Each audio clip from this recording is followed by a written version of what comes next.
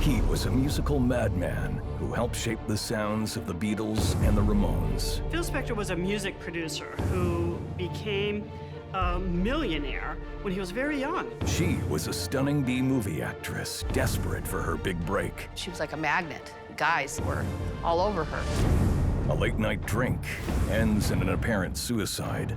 Phil Spector said she killed herself. Kill yourself in a celebrity's home and you'll live forever.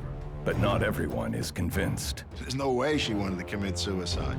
Phil Spector said all women deserve a bullet in their head.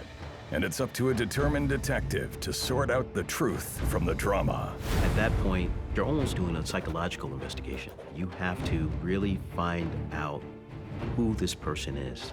You have to dissect their life story. How did Lana Clarkson die?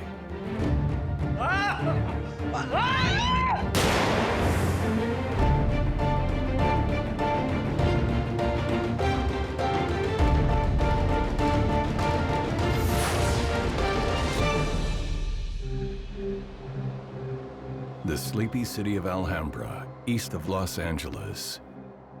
Police get an alarming call. All units, one shot fired, Pyrenees Castle, 1700 Grandview. I was approximately 5 early in the morning when I monitored the radio call of a shot fired and one shot only. Brandon Cardella, an officer with Alhambra Police Department for 4 years, speeds to the scene of the crime that will rock Hollywood by morning. So I started rolling over to the area where it was at, which was 1700 Grandview Avenue.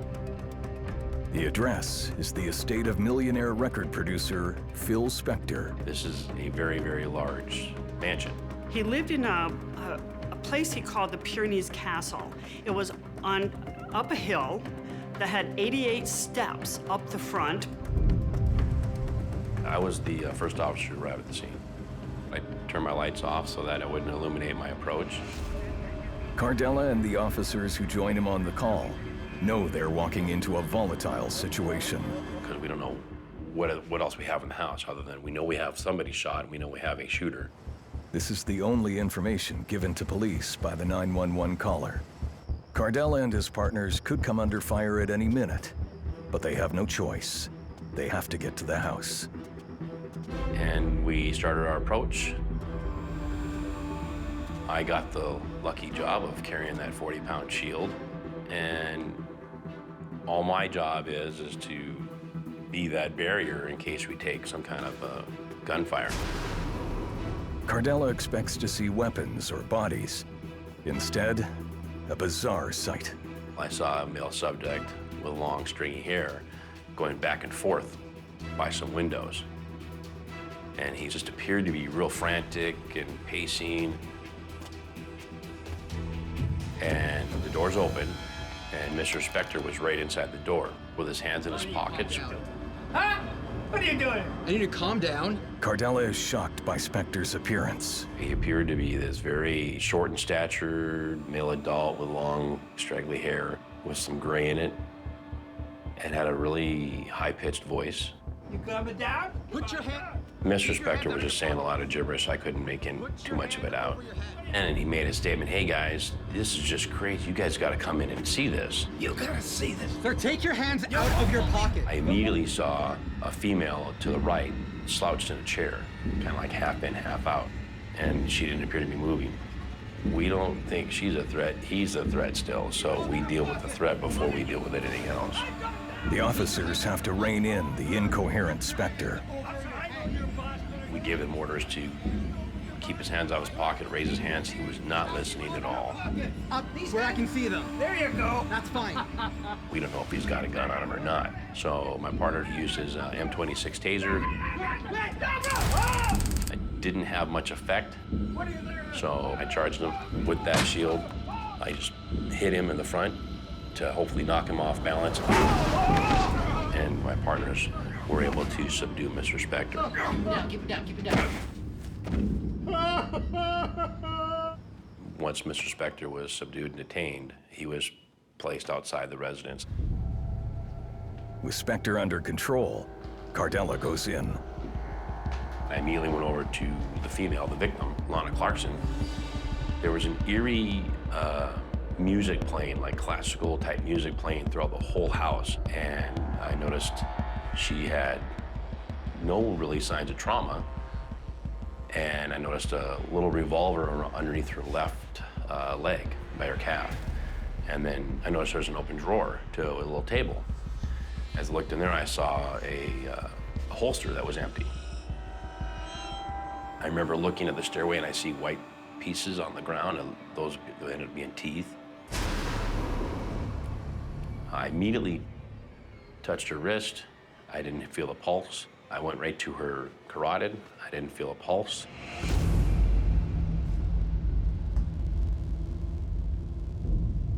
At that point, we treated Mr. Spector as a suspect. When the call came out and we went there, I had no idea who he was. It's no surprise the man detained by police has been living as a virtual recluse for decades. But in the world of entertainment, he's a giant. Phil Spector was a music producer who became a millionaire when he was very young, in his early 20s. Spector's contribution to music is so important that he's been named one of the 100 greatest artists of all time by Rolling Stone magazine.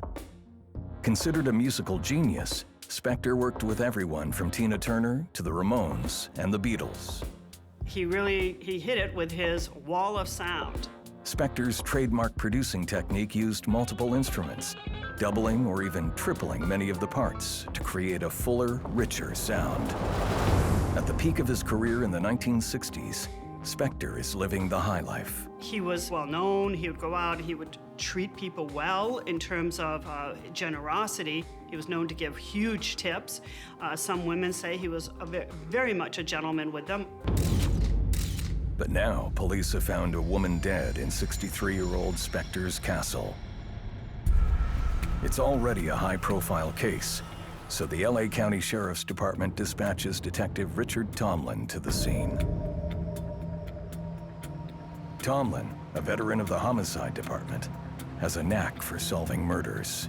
20 minutes before I was scheduled to get off of work, we get a phone call, my partner Paul Fournier and I, that we just picked up a new case.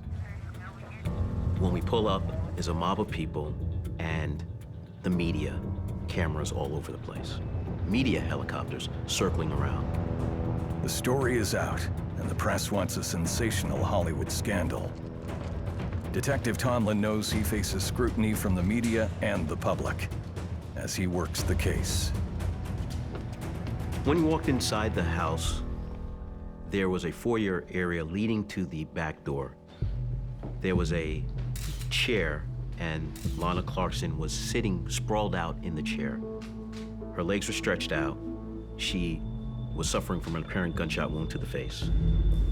For such a violent wound, there was not much blood at all. There was no signs of a struggle. There was no signs of any type of altercation. Her purse was over her right shoulder, and there was a gun, a small revolver, by her left foot. She's wearing shoes, she's wearing nylons. Then something unusual catches Tomlin's eye. We also saw a back door. The deadbolt was missing.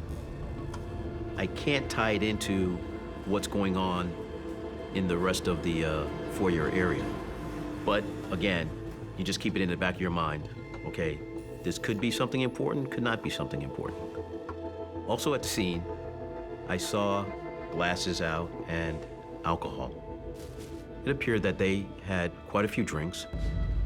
On their own, the clues don't give Detective Tomlin much to go on, but his years of experience tell him he can't rule anything out.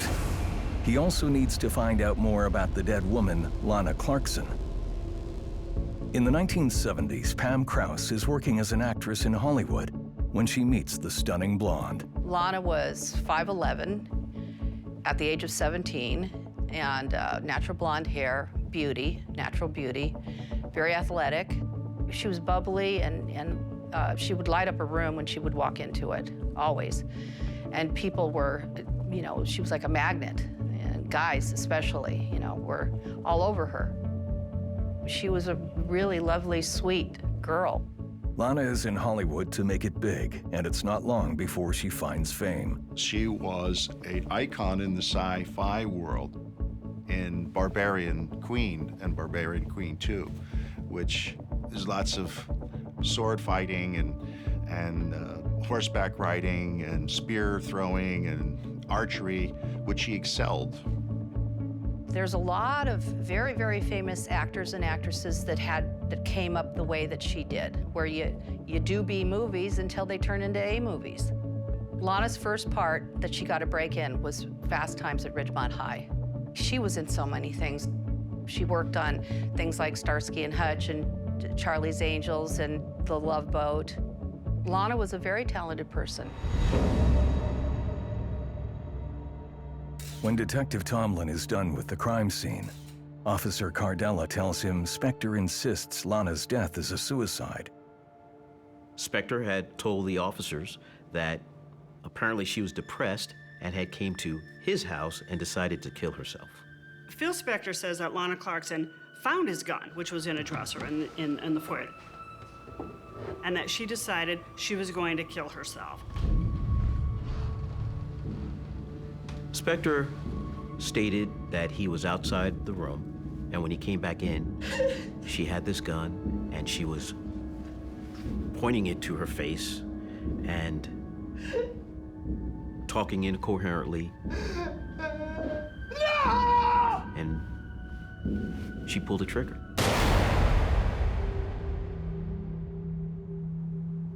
He mentioned that it was the most devastating thing he had ever seen in his life.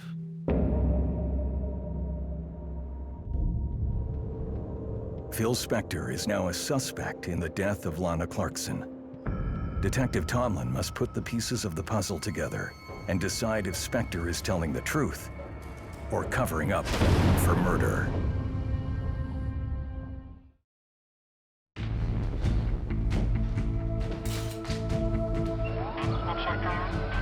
LA homicide detective Richard Tomlin is investigating a high-profile Hollywood mystery. Music producer Phil Spector is considered one of the architects of rock and roll, having inspired heavyweights from the Rolling Stones to Bruce Springsteen. But now his influence is irrelevant, as a beautiful woman is found dead in his mansion. Spector tells police she committed suicide. Officers from the Alhambra Police Department were dispatched to the residence behind us regarding a call of a gunshot victim.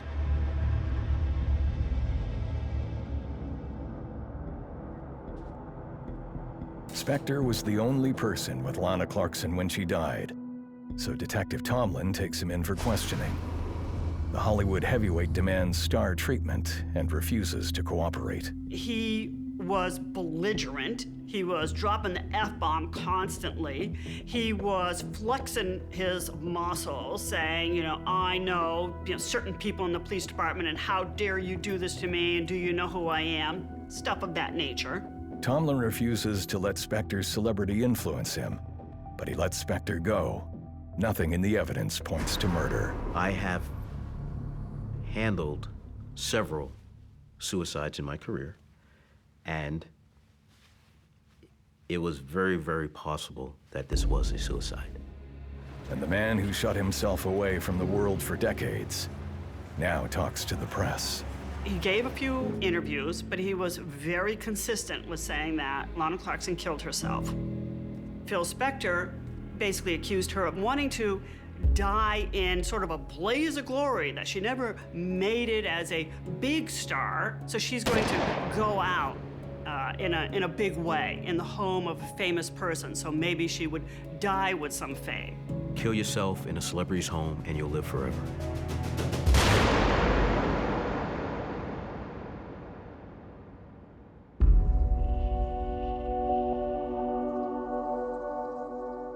The news of Lana's suicide hits her family, friends, and fans hard.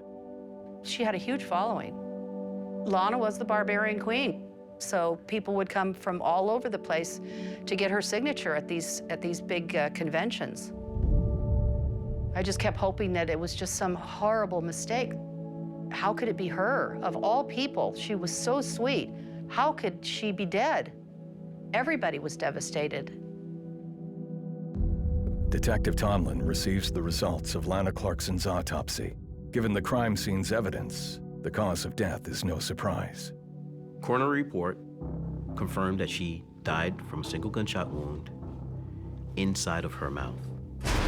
It was an intraoral gunshot wound, and it transected her spinal cord. So she might have taken one final short breath, but she was dead almost immediately. Toxicologists test Lana's blood and find a mixture of alcohol and Vicodin, a powerful painkiller. But the science is not enough. So Tomlin talks to the people who knew Lana. You're almost also doing a psychological investigation. You have to try to really find out who this person is. You have to dissect their life story. And Tomlin learns that Lana was having problems. She hadn't worked a lot because she had broken her wrists, and she couldn't work. Her wrists were in casts. So Lana Clarkson had been taking painkillers, Vicodin in particular.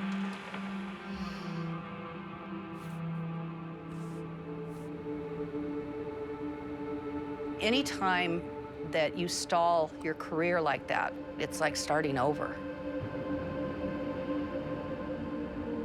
Lana is also an actress who is 40. Age is a factor for everybody in the movie industry. It got harder and harder for Lana to get the roles that she wanted because of her age.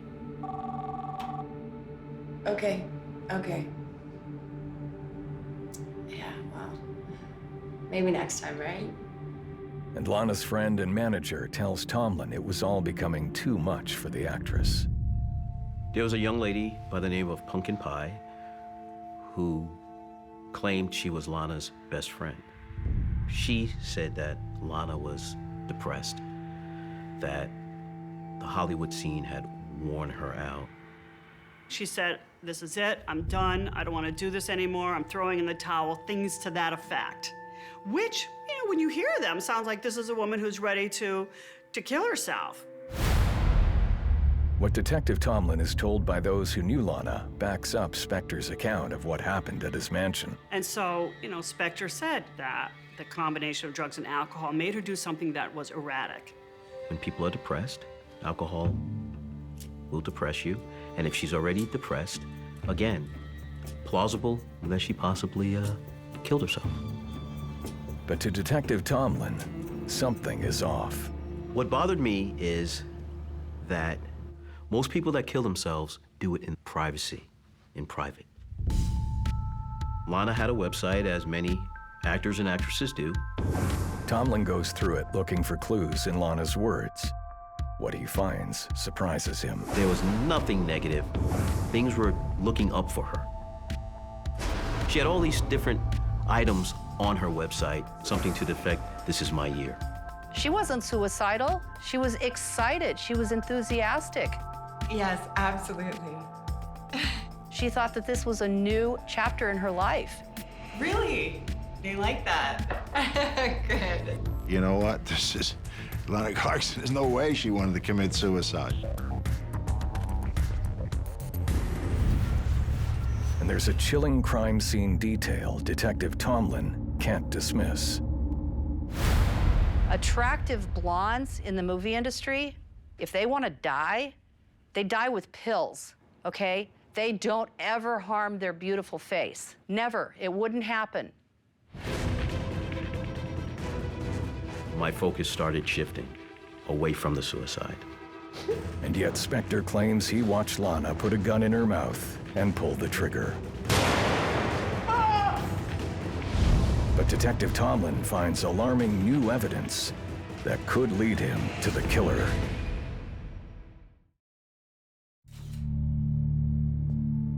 In Los Angeles, Detective Richard Tomlin is investigating the death of beautiful B-movie starlet Lana Clarkson.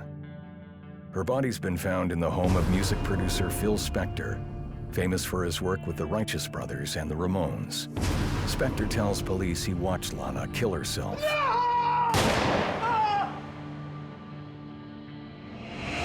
But Detective Tomlin has learned that Lana was not depressed. It is very important when you're doing these investigations to keep an open mind. You don't want to be slanted either way. You have to be as objective as possible, and you have to follow the evidence, wherever it may lead, whether good or bad.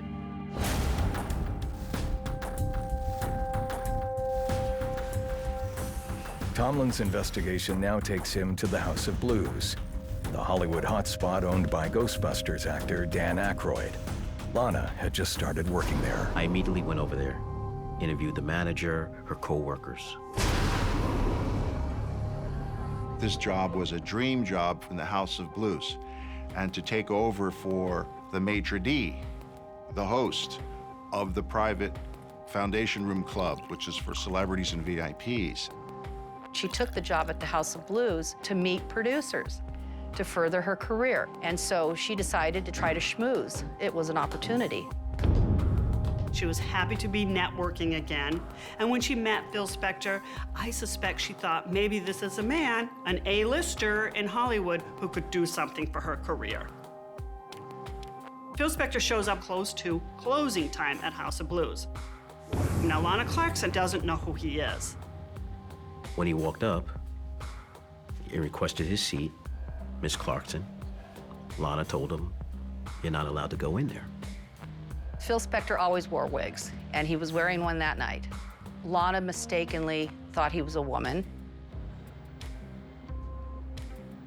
Spector. And then she learns his name is Spector and refers to him as Miss Spector, and he goes, "It's Mr. Spector." The manager quickly whispered to Lana that, hey, Phil Spector is gold. You need to find him a seat. At that point, Lana escorted him over and now began to try to smooth out the situation. She fawned all over him afterwards and made sure that he was taken care of in the no more than 30 minutes that Spector was at House of Blues. Tomlin learns that Lana met Spector outside the club after her shift. He asks the manager for the surveillance footage.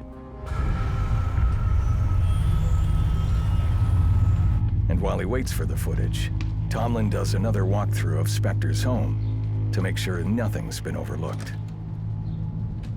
I traversed the lower floor of the house, and in the bathroom, in the garbage can, there was a diaper.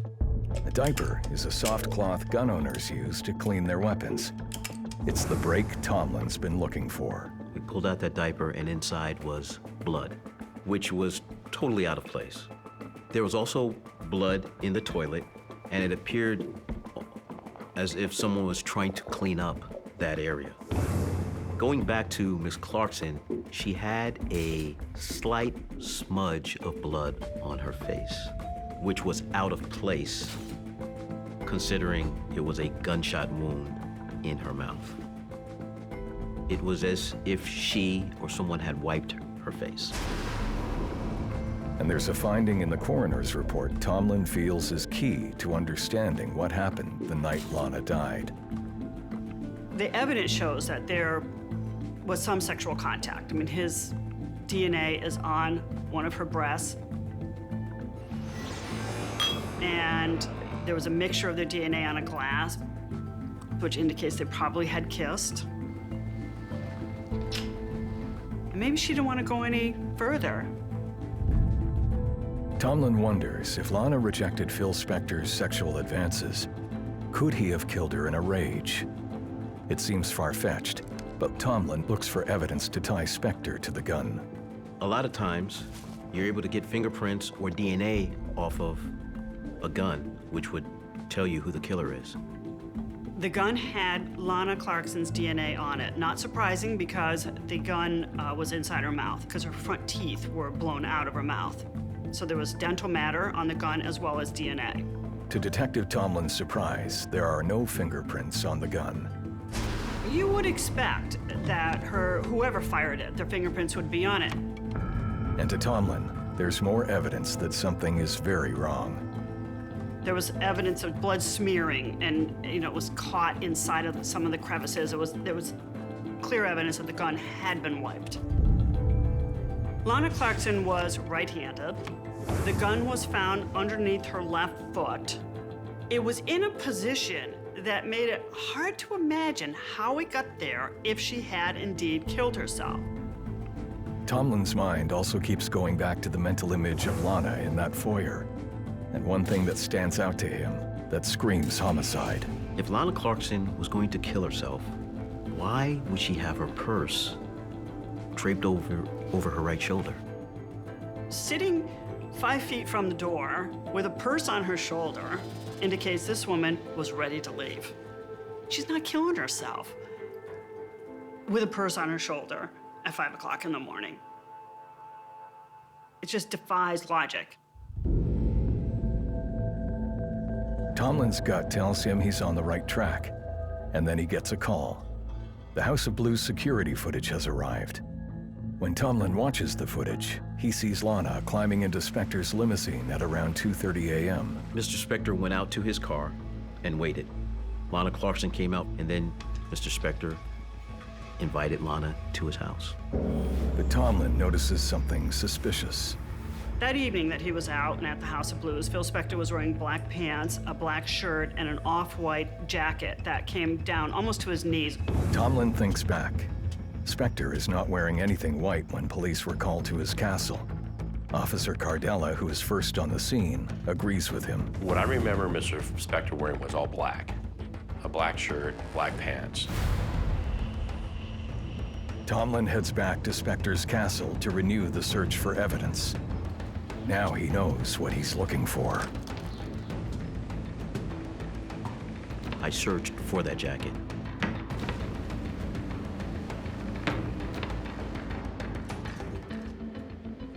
It was found upstairs in his bedroom, in his closet.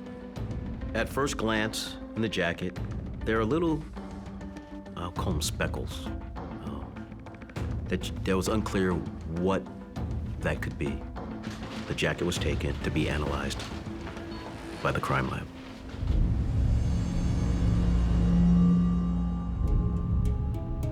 The more Tomlin thinks about the case, the more certain he becomes. Lana's death is not a suicide. There was no way that she did this to herself. For Detective Tomlin, there can only be one explanation. There's only two people in the room. One person is dead. There can only be one answer, that Phil Spector killed Lana Clarkson. This leaves Tomlin with a baffling question. Why is Phil Spector killing a woman that he just met?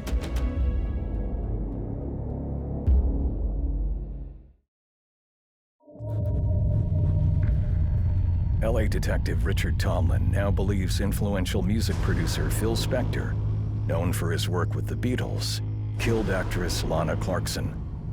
But Tomlin can't arrest Spector without two things: hard evidence and a motive. The problem is, we did not have a definitive reason why Phil Spector would kill Lana Clarkson. Tomlin intensifies his search for a motive.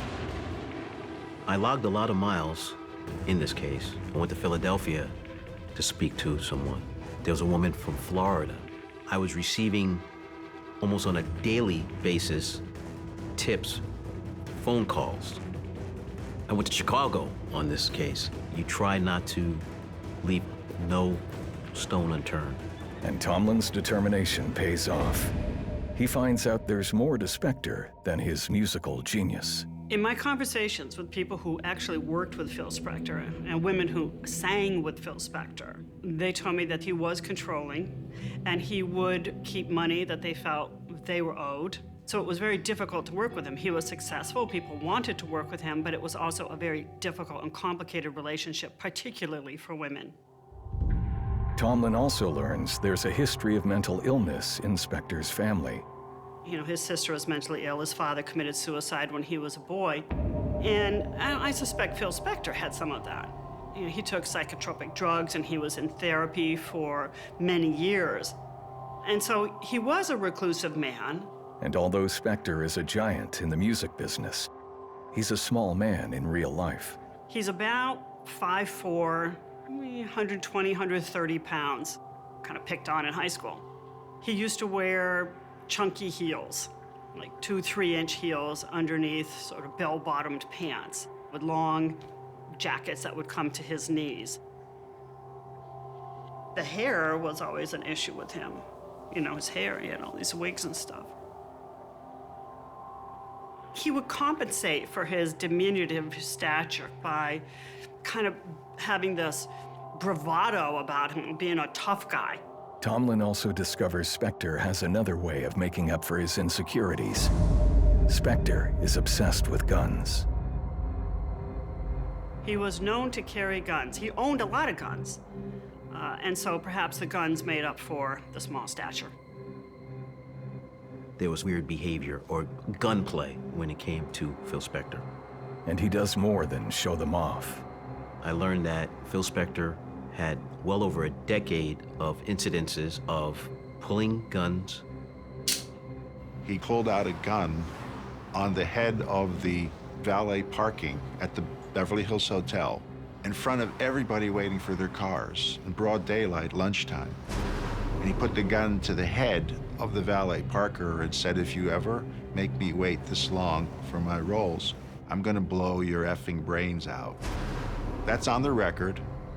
He got a ticket for $75. It appeared that Phil saw a gun as another example of having power. He wanted to be the tough guy. Remember, he's a little man, he's a short man, but that gun made him 10 feet tall. With this new information, Tomlin wonders if Spector is truly a kind and generous music genius. He digs deeper into Spector's past, and a picture emerges of a man who is angry and disturbed.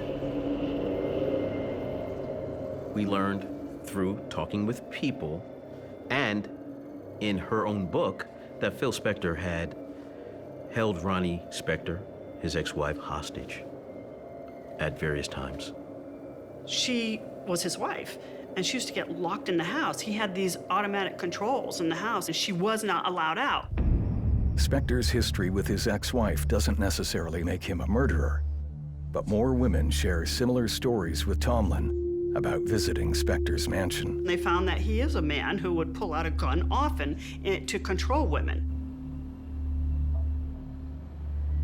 It became apparent it was always the same pattern of behavior. He referred to women in a very derogative manner. You like all the women. Once he drank, he became a monster. And when the women want to leave, Spector holds them captive. All the stories were extremely similar. They were ready to leave, and he would say, "Oh, you're ready to leave? Okay." And he pulled a gun out. Just let me see. Yeah, how's that? You like that?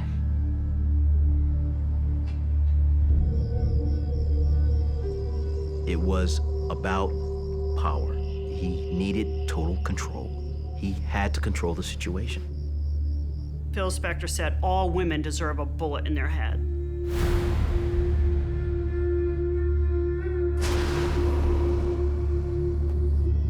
And even though he's still waiting for the results on the last of the forensic evidence, Tomlin sees how it all adds up. At that stage, we had a pretty clear idea of what happened. Phil Spector, by chance, meets Lana Clarkson at the House of Blues. They strike up a conversation. They exchange pleasantries, at some point, a little flirtatious. As Lana leaves work, she finds Spector waiting for her. Spector invited Lana Clarkson home to his house. She didn't want to go.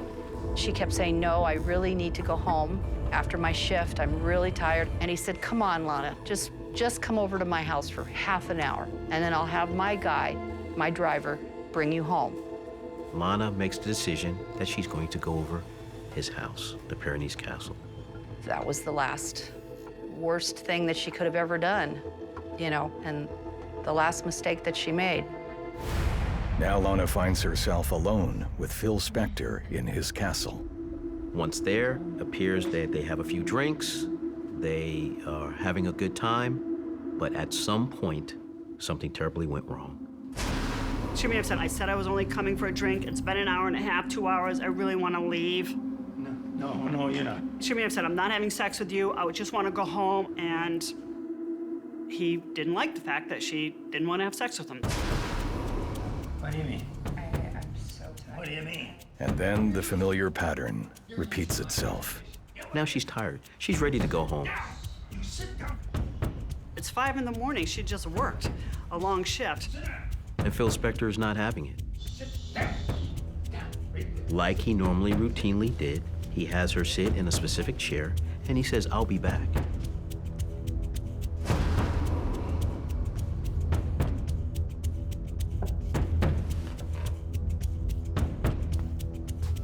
He had a reversible deadbolt, which he would take the deadbolt out of the door and leave and take it with him.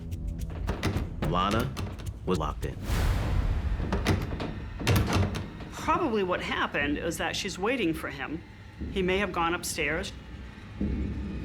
I believe she was waiting for quite a long time, and that maybe, who knows, maybe she was sleeping when he decided to grab that gun out of that drawer,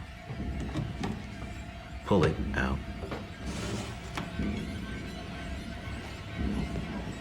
and now stick it in her face. And she wakes up.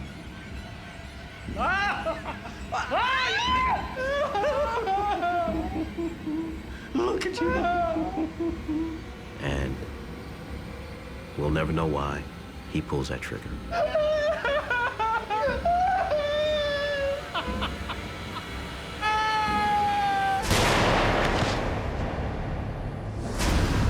She was dead almost immediately.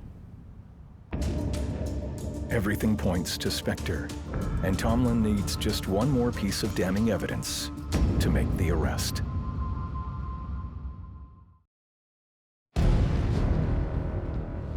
Detective Richard Tomlin is now convinced that 63-year-old music producer Phil Spector, famous for his work with John Lennon and Tina Turner, has shot and killed 40-year-old actress Lana Clarkson.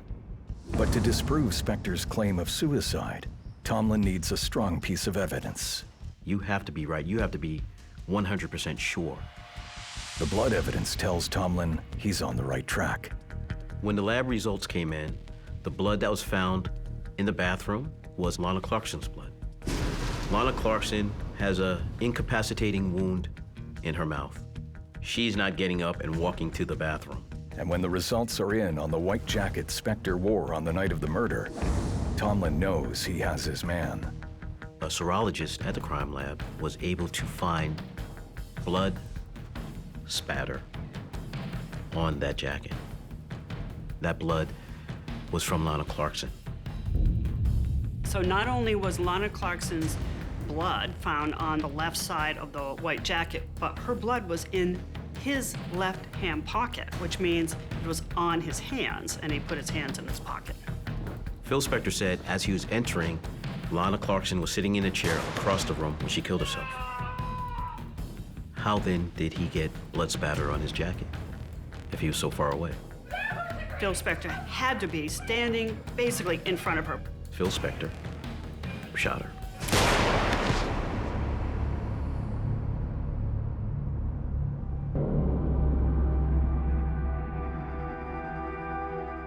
7 months after Lana Clarkson's death, legendary music producer Phil Spector is charged with her murder. The entertainment world is shocked that Spector is accused of such a crime, but some Hollywood insiders believe it was a long time coming. It seems like this was bound to happen. I mean, how many times is he gonna brandish a loaded gun? The evidence against Spector is strong, but this is no ordinary defendant. I mean, he was famous. He worked with so many famous people, meant it's going to be a little bit harder for the prosecution to get a conviction. I wanted her name to be vindicated. But when the trial begins, the media circus ramps up. We turned the monitors on in the office, and there it was on every station. All eyes are on this investigation. All eyes are on this case. In the world of celebrity, justice and privilege face off. And Spector plays his role spectacularly well. There were times, even in his press conferences, that the attorneys threw up their hands and actually started scolding him in public, which means they were gone. He fired them immediately. While Spector disposes of one lawyer after another, the prosecution lays out their evidence. The science just didn't support Phil Spector's version of what happened. There's a good amount of evidence to show that Phil Spector was staging the scene. But the defense sticks to their story. They were destroying her character, trying to call her all kinds of names. The defense painted Lana as a very frustrated, very depressed former actress who was never going to get another part in a movie, and that she knew it. She decided to go out in a big way. But the prosecution has an ace up their sleeve. Adriano D'Souza, Spector's driver, is presented as a star witness. One of the major keys to the case was Phil Spector's driver that evening, Adriano D'Souza. Adriano was in the car. It was in the early morning hours when he hears what he believed was a gunshot.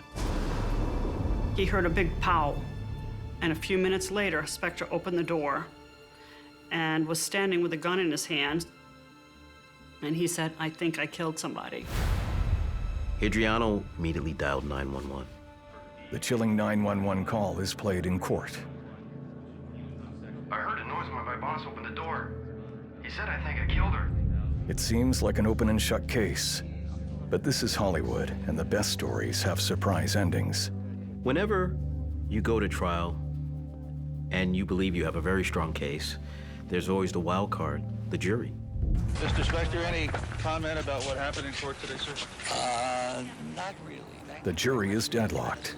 The judge declares a mistrial. Phil Spector went to trial in April of 2007.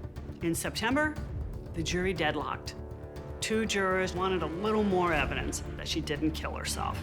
Lana's friends and family are outraged. It hit me hard because she was such a good person, and she really never, ever deserved any of that.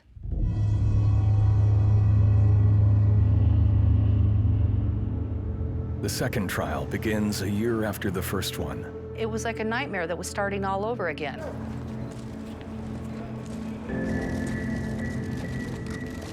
You can't bury somebody when their name just keeps coming up over and over and over again. The same evidence is presented to a new jury in even greater detail. One piece of evidence is presented to prove Lana did not put the gun in her own mouth. Testimony was given that Lana apparently had a bruise on her tongue, which would indicate that the gun was forcefully put in her mouth prior to being shot. I can't even imagine what the moments before she died were like. Sticking a gun in and forcing her to suck on a gun? That's disgusting. And then, in the blink of an eye, she was dead. This time, the verdict is different. And the second time, he was found guilty. There was no doubt, there was a no-brainer that this man did what he did. Spector is found guilty of the murder of Lana Clarkson and sent to prison. He was convicted of second-degree murder in 2009, and he was sentenced to 19 years to life. He sits in a California prison to this day. And it was the happiest day when he finally was convicted, when that nut job was being sent away to jail forever. He's rotting in prison where he belongs. Lana Clarkson's friends and family remember her not as a troubled starlet past her prime, but as a vibrant woman whose life was cut short. Somebody can make themselves look beautiful, but when you're beautiful on the outside and the inside, that's hard to come by. And Lana was that. Tomlin's investigative skill and determination have paid off. This case showed that despite all the power, money, and celebrity one person has, that they're not above the law. Spector's legacy is forever tainted.